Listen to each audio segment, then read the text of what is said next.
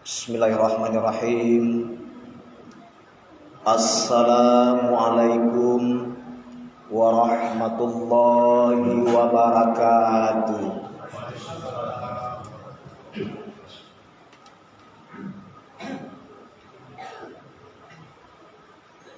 Allahu Akbar, Allahu Akbar.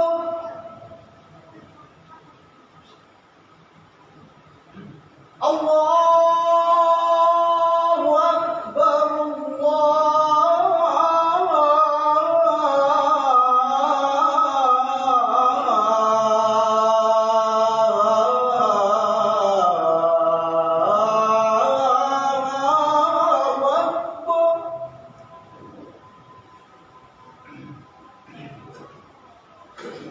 Asyhadu an la ilaha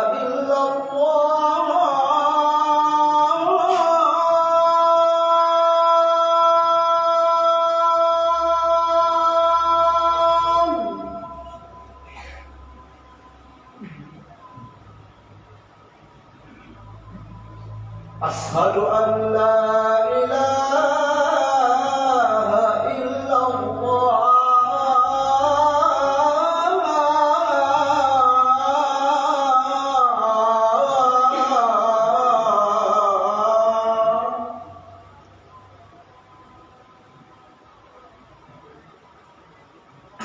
Asyhadu anna Muhammadar Rasulullah.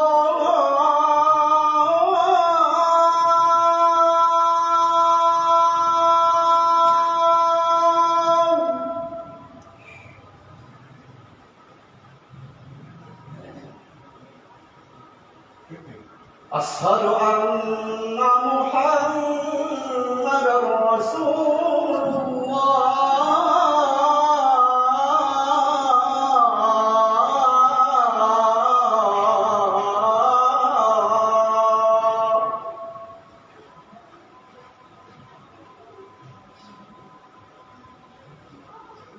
Hayya 'alas shalah.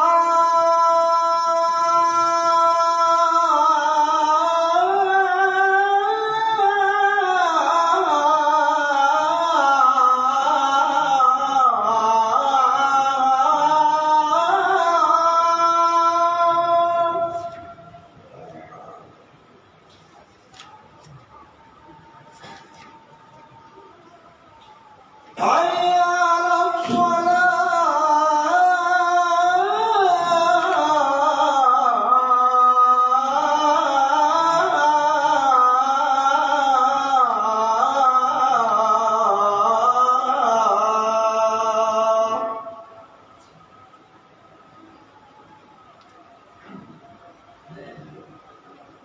Hayya 'alal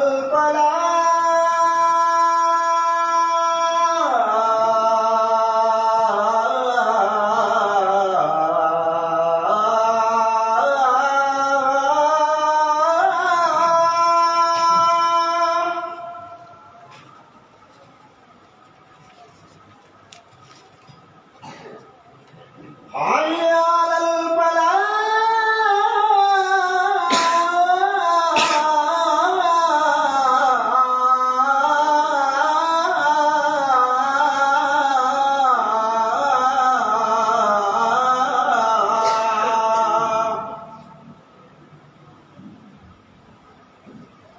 Allahu Akbar,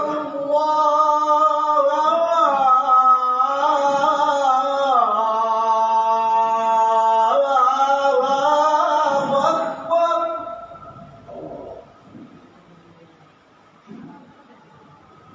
La ilaha illallah.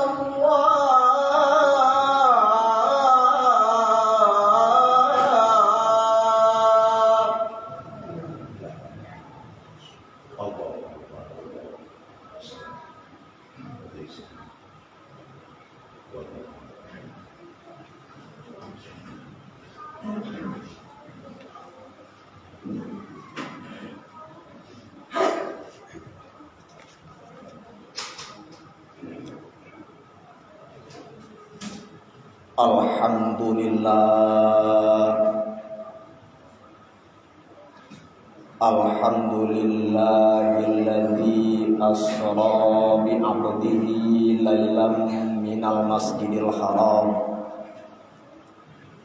ilal masjidil aqsal ladzi barakna haulahu linuriyahu min ayatina innahu huwas samiul basir.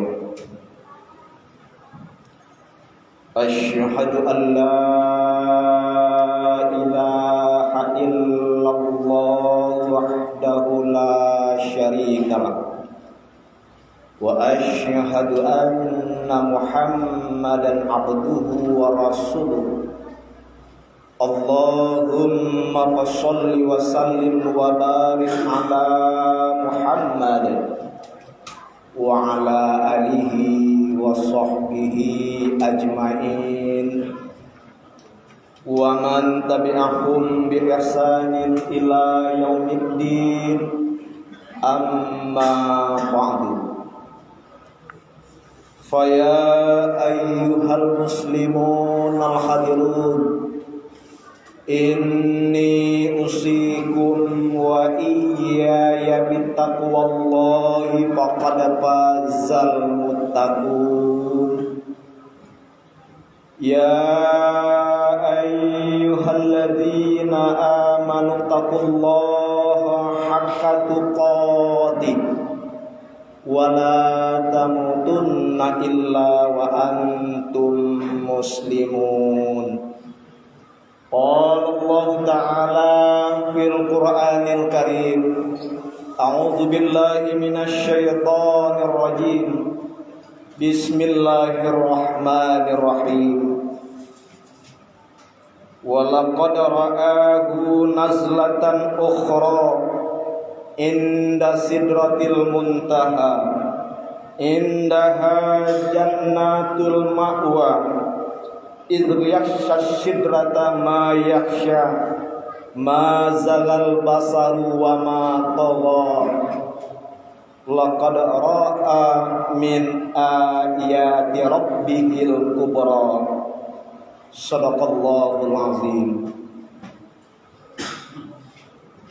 Berselindung diri kita kepada Allah dari godaan syaitan yang terkutuk dengan nama Allah yang Maha Pengasih lagi Maha Penyayang.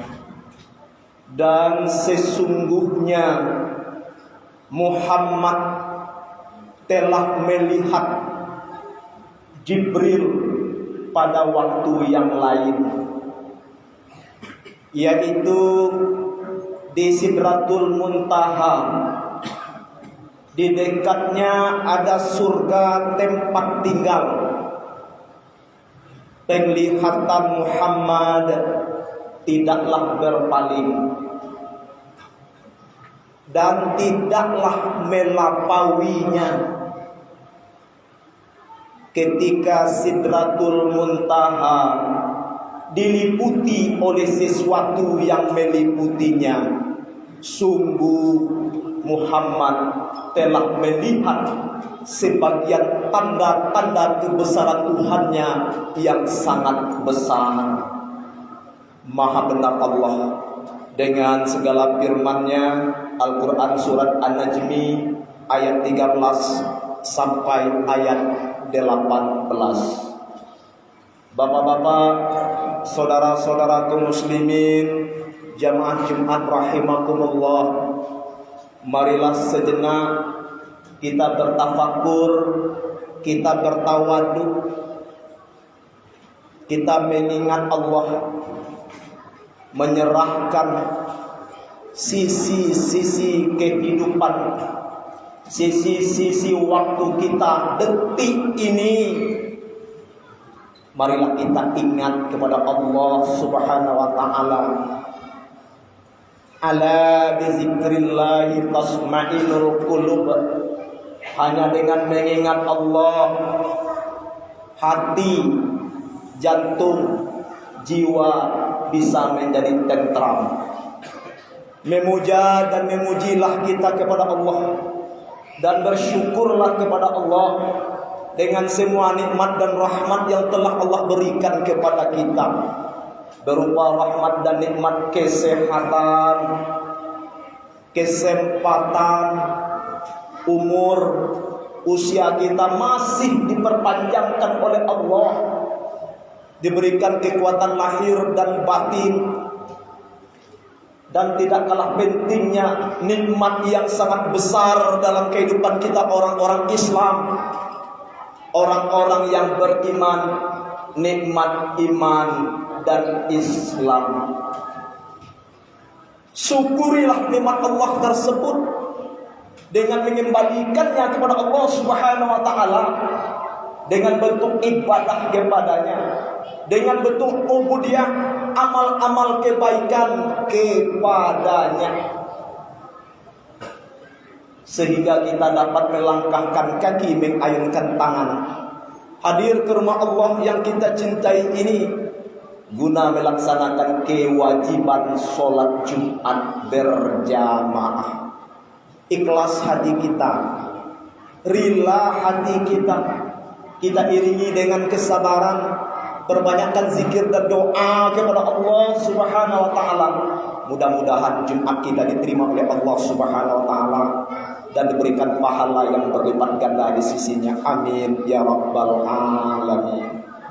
Salawat dan salam marilah kita doakan kepada Allah, semoga disampaikan buat Nabiullah Habibullah Nabi Muhammad sallallahu alaihi wasallam sebagai uswatun hasanah, suri teladan bagi umat manusia, sebagai figur dan contoh bagi kita umat manusia untuk mendapatkan keselamatan, kebahagiaan hidup baik di dunia dan akhirat. Beliau sudah meninggalkan dua pusaka untuk kita, dua pusaka untuk kita semua. Kita jadikan sebagai petunjuk dan pedoman dalam kehidupan. Taraktu fikum amraini lan tudillu ma in tamassaktum bihima kataballah was sunnatur rasul.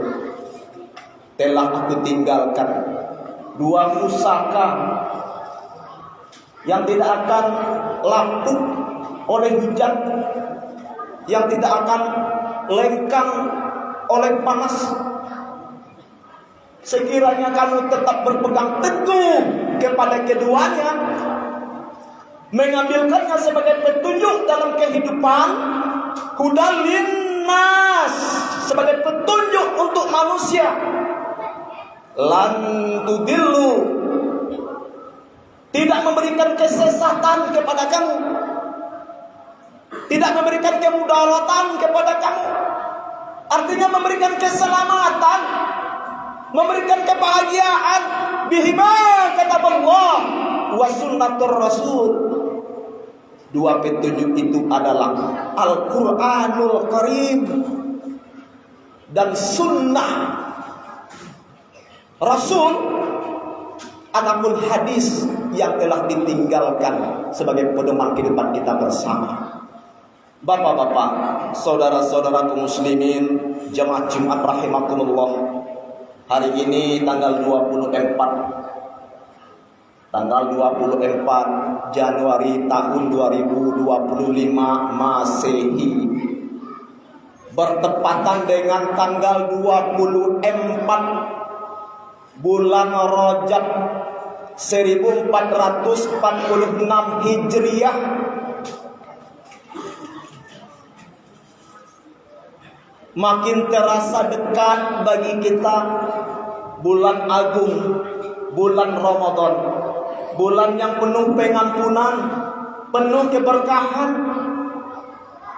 Pahala ibadah kita melimpah ruah. Di dalamnya ada Lailatul Qadar. Sekiranya kita melakukan kebaikan pada malam tersebut lebih baik dari 1000 bulan. 24 Rajab sekarang. Setelah ini bulan Sya'ban. Ingat, setelah Sya'ban bulan Ramadan. Izinkan khatib mengajak, mengetuk hati seluruh jamaah Jumat yang hadir, marilah kita tingkatkan iman dan ketakwaan kita kepada Allah Subhanahu wa taala. Dengan betul-betul beriman kepada Allah, dengan betul-betul melaksanakan apa-apa yang diperintahkan Allah dalam kitabnya Al-Quran, dan apa-apa yang diperintahkan oleh Rasulnya Nabi Muhammad SAW dalam hadis beliau, marilah kita tinggalkan, kita jauhi apa-apa yang telah dilarangkan oleh Allah dan Rasulnya dalam kehidupan ini, supaya kita mendapat kehidupan selamat, bahagia, tentram, nyaman, baik di dunia dan di akhirat. Bapak-bapak, saudara-saudaraku muslimin, jamaah Jumat rahimakumullah. Rajab salah satu dari bulan haram. Bulan haram dalam surat At-Taubah ayat 36 itu ada 4 bulan. Salah satunya bulan Rajab. Letak posisinya berbeda, agak terpisah dengan kawan-kawannya yang 3 yang lain. Mana bulan haram tersebut? Disebutkan dalam surat At-Taubah ayat 36, bulan Rajab, bulan Zulqa'dah, bulan Zulhijjah, bulan Muharram. Pada bulan-bulan ini kita sangat dianjurkan oleh Allah untuk melakukan amal-amal kebaikan, untuk meningkatkan ibadah kepadanya dan ibadah dengan sesama manusia. Karena pahala ibadah pada bulan ini dilipat gandakan oleh Allah Subhanahu wa taala. Kembali kita pada bulan Rajab, bulan di mana Nabi Muhammad SAW diperjalankan oleh Allah dari Masjidil Haram Makkah ke Masjidil Aqsa Palestina. Peristiwa ini tidak ada dalam bulan-bulan yang lain. Bahkan sebagian para ulama mengatakan disunnahkan bagi kita berpuasa dalam bulan Rajab.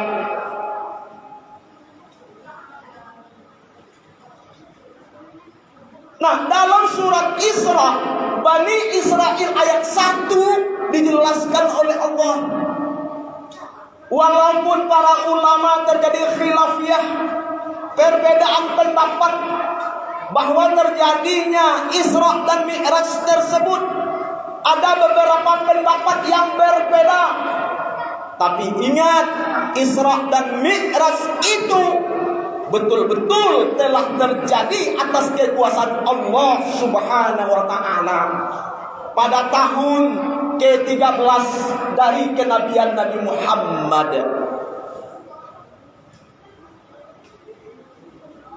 Siapa yang mengatakan bahwanya Isra dan Mi'raj itu terjadi? Telah terjadi. Allah Subhanahu wa taala. Subhanallazi asra bi 'abdihi lailan minal masjidil haram ilal masjidil aqsa alladzi barakna haulahu linuriyahu min ayatina innahu huwas samiul basir. Maha suci Allah. Pangkal ayat ini subhanallah. Kalau kita melihat sesuatu yang agung, kalau kita melihat sesuatu yang cantik, yang sangat luar biasa, disunahkan kita berzikir dengan kalimat subhanallah. Ayat ini diawali dengan kata subhanallah. pada ayat ini setelah awal subhanallah ada peristiwa agung yang akan disampaikan, yang akan dijelaskan oleh Allah Subhanahu wa taala kepada kita umat manusia, umat Islam. Maha suci Allah yang telah memperjalankan hambanya. Maha suci Allah. Allah tidak berbohong. Kalau Allah sudah maha suci, tidak berbohong Allah. Allah jujur, Allah benar, Allah tidak berdusta. Maha suci Allah yang telah memperjalankan hambanya. Nya itu dhamir mustatir, kata ganti. Maksudnya adalah hambanya adalah Muhammad. Pada suatu malam dari Masjidil Aqsa, dari Masjidil Haram, dari Masjidil Haram di Mekah ke Masjidil Aqsa Palestina, yang telah kami berkahi di sekelilingnya, agar kami perlihatkan kepada Muhammad sebagian tanda-tanda kebesaran kami. Maha benar Allah dengan segala firman-Nya. Kenapa disebutkan Masjidil Aqsa? Dalam tafsirnya Masjidil Aqsa itu menunjukkan makna tempat yang jauh yang dituju ketika Isra. Kenapa disebut Masjidil Aqsa? Karena Nabi Muhammad ini Nabi terakhir. Masjidil Aqsa Yerusalem Palestina itu kampungnya para nabi dan rasul. Banyak nabi yang dilahirkan di Masjidil Aqsa di Yerusalem, di Palestina. Bahkan Nabi Ibrahim pun sebelum hijrah ke Mekah, dia tinggal dengan istrinya Siti Sarah di Yerusalem. Kemudian hijrah dengan istri yang kedua, Siti Hajar atau Siti Hajir. Baru dia pindah ke Mekah dan membangunkan Ka'bah dengan putranya Ismail. Bapak-bapak, saudara-saudaraku muslimin, jamaah Jumat rahimakumullah. Dari peristiwa Isra ini ada makna yang penting kita ambil. Apa makna yang penting kita ambil? Bahwasanya Nabi sebelum melakukan perjalanan suci, akhirnya nanti kan bertemu dengan Allah, beliau dibersihkan dirinya, dibersihkan hatinya, dibersihkan dirinya, dibawa oleh malaikat Jibril ke sumur Zam-Zam, dilakukan pembedahan, lalu dibersihkan hati dan jantungnya, ditanamkan iman dan hikmah pada hatinya. Setelah itu baru didatangkan seekor burak. Burak bahasa Arab, bahasa kitanya kilat. Bapak tekan tombol lampu listrik menghidup lampu, pas ditekan lampu hidup. Begitu Bapak ketik di WA ngirim pesan atau messenger, setelah pengetikan Bapak deal, pesan tercapai. Burak perjalanannya lebih cepat dari apa yang sudah kita katakan. Bersih diri, bersih hati, ingin menghadap Allah Subhanahu wa taala. Inilah sebagai syarat sahnya salat bagi kaum muslimin. Harus bersih hatinya, harus bersih dirinya, bersih jiwanya, badannya, pakaiannya, tempat sholatnya. La yaqbalullaha sholatan bi ghairi tahura. Allah tidak akan menerima sholat dari seorang hamba sebelum hamba tersebut, sampai hamba tersebut bersih dan suci. Berhadas besar, mandi wajib untuk membersihnya. Berhadas kecil dengan berwudu, tidak ada air, baik mandi, berhadas besar ataupun berwudu, tidak ada air, dibolehkan bertayamum menggunakan tanah atau debu yang suci. Bapak-bapak, saudara-saudaraku muslimin jamaah Jumat rahimakumullah, ini perlu kita terapkan dalam kehidupan bermasyarakat. Selama ini kita pernah melaksanakan sholat, diri kita tidak bersih, hati kita dihinggapi penyakit-penyakit hati, iri, dengki, hasud, hasad, dendam, kusuman, tidak senang dengan orang lain. Jangan diharapkan sholat kita diterima oleh Allah Subhanahu wa taala Karena kita mempunyai rasa dendam, rasa yang tidak baik dengan saudara-saudara kita. Untuk itu, mulailah kita sholat, bersihkan hati dan diri kita dari penyakit hati. Bersihkan badan, pakaian kita, tempat sholat kita dari kotoran dan najis. Bapak-bapak, saudara-saudaraku muslimin, jemaah Jumat rahimakumullah. Lalu di dalam surah An-Najmi ayat 13 sampai 18 menjawab firman Allah. Surat Bani Israel ayat 1 tersebut dikatakan di ujung ayat Isra dilakukan memperlihatkan tanda-tanda kebesaran kepada Nabi Muhammad. Kenapa demikian? Sebelum berangkat Isra atau Mi'raj tersebut, ingat, Nabi Muhammad berada di dalam keadaan duka, dalam keadaan bersedih, dalam keadaan berhibah hati. Kenapa? Pamannya yang menjadi tameng, yang menjadi benteng, yang menjadi pelindung daripada Nabi Muhammad wafat. Selama ini pamannya masih hidup, orang segan atau malas mengganggu Nabi Muhammad.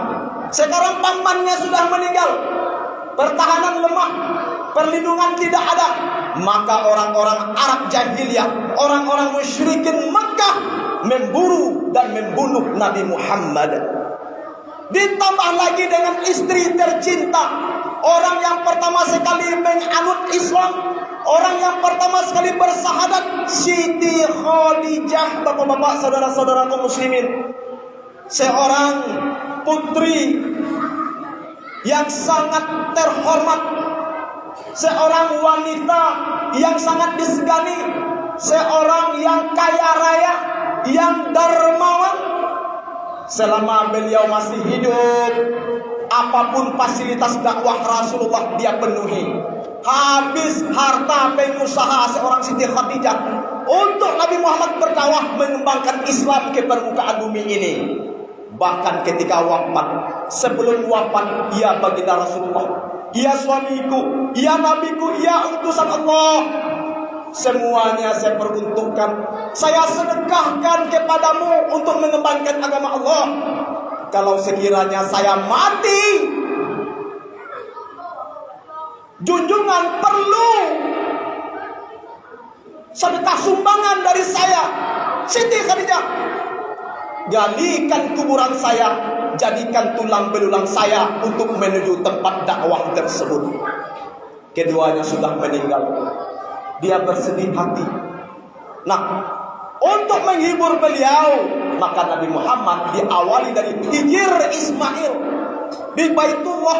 Nabi Muhammad diperjalankan oleh malaikat Jibril dari Masjidil Haram ke Masjidil Aqsa. Lalu Mi'raj, naik ke langit sampai ke Sidratul Muntaha. Maka di Sidratul Muntaha itu sesuai dengan surat An-Najmi ayat 13 sampai ayat 18, di situ dijelaskan oleh Allah Subhanahu wa taala, wa laqad ra'ahu nazlatan ukhra inda sidratil muntaha indaha jannatul ma'wa. Dan sesungguhnya Nabi Muhammad telah melihat rupa malaikat Jibril pada waktu yang lain. Pada waktu yang lain itu penafsirannya adalah Mi'raj. 600 sayap. Di samping Sidratul Muntaha itu ada surga tempat tinggal. Penglihatan Muhammad tidaklah berpaling dari apa yang dia lihat dan tidaklah melampauinya. Ketika Sidratul Muntaha diliputi oleh sesuatu yang meliputinya, sungguh Nabi Muhammad sudah melihat sebagian tanda-tanda kebesaran Tuhannya yang sangat besar. Selama Isra dan Mi'raj belum pernah melihat keagungan alam ciptaan Allah. Ketika Isra dan Mi'raj semuanya itu beliau lihat. Terobatlah rasa dahaga, rasa sedih, rasa khawatir, rasa duka. Tidak teringat lagi kepada orang-orang yang dicintainya sudah meninggal dunia. Nah, ketika di Sidratul Muntaha Nabi Muhammad bertemu dengan Allah Subhanahu wa taala.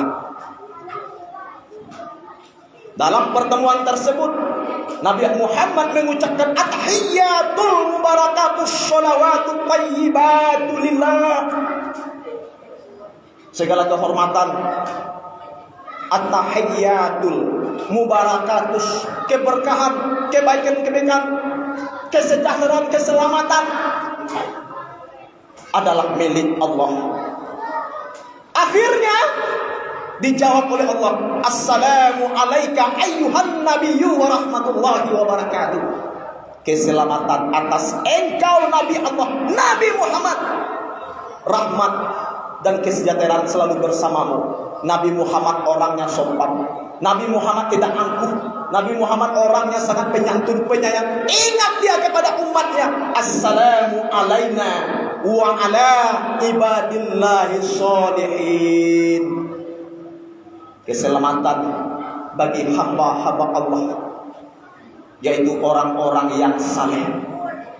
Nah, pertemuan dengan Allah ini, bapak-bapak, saudara-saudara kaum muslimin jamaah Jumat yang hadir, berbeda pendapat para ulama. Ada yang mengatakan Allah dengan Muhammad, Muhammad dengan Allah, Tuhannya bertemu secara langsung. Ibarat pinang dibelah dua. Dalam pertemuan itu Allah tidak berbicara, Muhammad pun tidak berbicara. Allah berbicara, Muhammad berbicara. Apa kata Allah, itu kata Muhammad. La ilaha illallah yang dibatin, Muhammad Rasulullah adalah yang dilahir. Kemudian ada pendapat yang mengatakan bertemu dengan Allah ketika di Sidratul Muntaha, dibatasi oleh hijab-hijab dinding. Nabi Muhammad mendengar firman-firman Allah di balik hijab. Ada yang mengatakan bertemu dengan Allah yang diliputi oleh nur-nur dan cahaya-cahaya. Nabi Muhammad mendengar kalam-kalam Allah. Ada yang mengatakan tidak bertemu sama sekali. Ketika ditanyakan oleh Umar bin Khattab kepada Siti Aisyah, ya Aisyah, ketika Isra dan Mi'raj, apakah Nabi Muhammad bertemu dengan Tuhannya? Maka Aisyah menjawab, barang siapa mengatakan Nabi Muhammad bertemu dengan Allah ketika Isra dan Mi'raj, sungguh orang itu sudah sesat. Kesimpulannya, bapak-bapak, saudara-saudara kaum muslimin, Nabi Muhammad, Nabi yang cerdas, yang fatamah, yang sidik, yang benar dan jujur, sudah mengetahui sifat-sifat Allah. Mustahil Nabi Muhammad tersebut tidak bertemu dengan Allah Subhanahu wa taala. Pasti ia bertemu. Nah, akhir dari puncak pertemuan itu, Nabi Muhammad diperintahkan sholat 50 waktu sehari semalam bersama umat-umatnya. Begitu Nabi Muhammad turun dari Sidratul Muntaha, langit yang ke-7, lalu singgah pada Nabi Musa alaihissalam. Apa yang telah kamu perolehkan dari Tuhanmu ya Muhammad? Maka Nabi Muhammad menjawab, sholat 50 waktu sehari semalam ya Nabiullah. 50 waktu, ya. Berat, minta pengurangan kepada Allah, minta dispensasi kepada Allah, keringanan.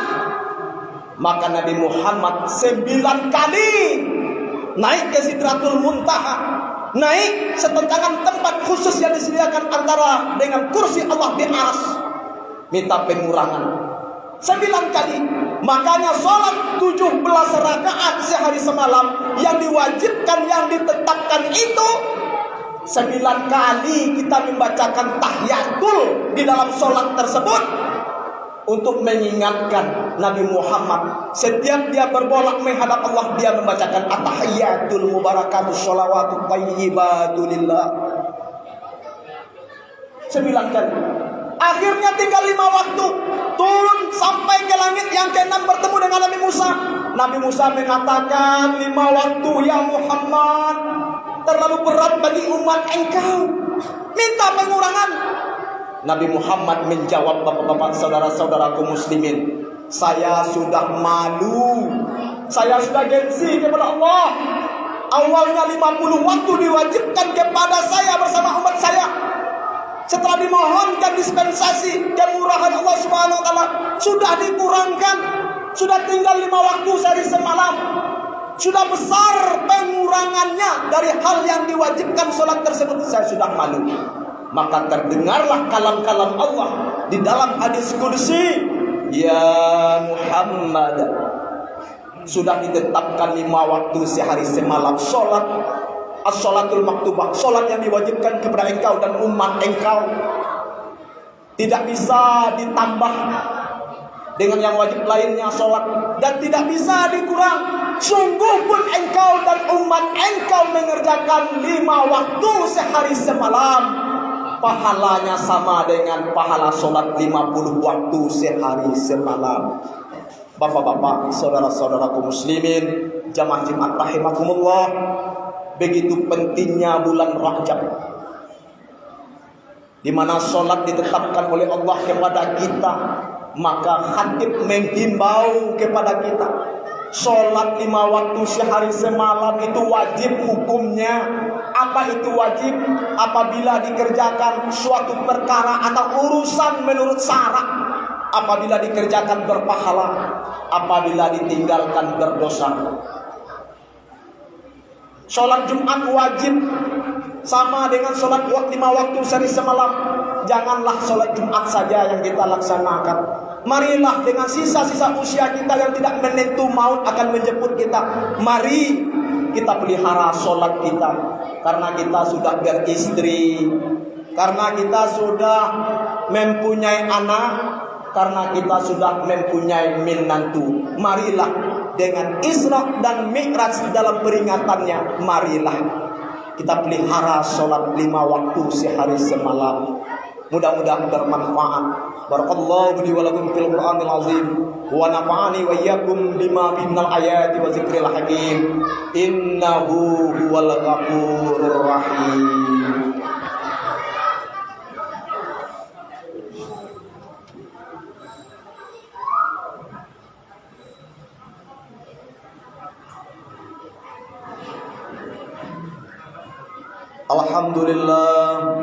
Alhamdulillahilladzi hadana li hadza wa ma kunna linahtadiya laula an hadana Allah. Asyhadu an la ilaha illallah wahdahu la syarika lah wa asyhadu anna Muhammadan abduhu wa rasuluh. Amma ba'du, fa ya ayyuhal muslimun al hadirun, inni usikum wa iyaya bi taqwallahi faqad fazal muttaqun. Ittaqullaha haqqa tuqatih wa la tamutunna illa wa antum muslimun. Qala Allah Ta'ala fil Qur'anil Karim, a'udzu billahi minasy syaithanir rajim. Bismillahirrahmanirrahim. Fa aqimis shalah inna sholata kanat 'alal mu'minina kitaban mawquta. Maka dirikanlah sholat. Sesungguhnya sholat itu merupakan kewajiban atas orang-orang yang beriman dan sudah ditentukan waktu-waktu pelaksanaannya. Innallaha wa malaikatahu yusholluna 'alan nabi ya ayyuhalladzina amanu shallu 'alaihi wa sallimu taslima. Allahumma shalli 'ala Muhammad wa 'ala ali Muhammad kama shallaita 'ala Ibrahim wa 'ala ali Ibrahim wa barik 'ala Muhammad wa 'ala ali Muhammad kama barakta 'ala Ibrahim wa 'ala ali Ibrahim fil 'alamin innaka Hamidum Majid. Allahumma ighfir lil muslimina wal muslimat wal mu'minina wal mu'minat al ahya'i minhum wal amwat innaka sami'un qaribun mujibud da'was wa yaqdiyal hajat.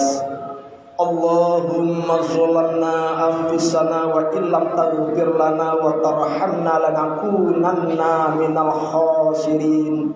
Allahumma ighfir lana dzunubana wa liwalidina warhamhum kama rabbawna shighara.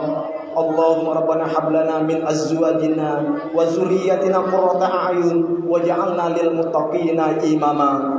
Rabbana atina fid dunya hasanah wa fil akhirati hasanah wa qina adzabannar. Ibadallah, innallaha ya'muru bil 'adli wal ihsan wa ita'i dzil qurba wa yanha 'anil fahsya'i wal munkari wal baghi ya'izukum la'allakum tadhakkarun. Wa la dzikrullahi akbar.